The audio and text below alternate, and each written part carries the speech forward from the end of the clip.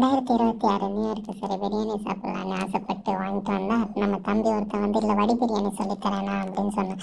சரி அப்படின்னு கடையில் போயிட்டு அப்புறம் நான் வாங்கிட்டு வந்தேன்.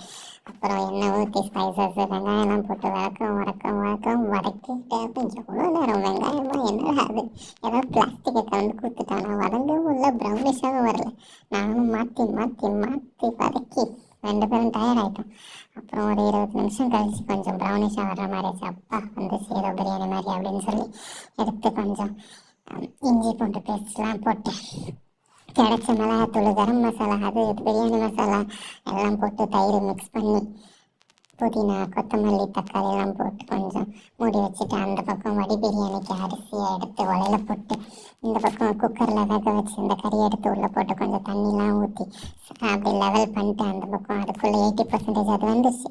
அதை வெந்ததை வடித்து எடுத்து வச்சுட்டு உள்ளே தட்டிட்டு போட்டு லெவல் பண்ணி பார்த்தா கலர் பொடியை காணும்.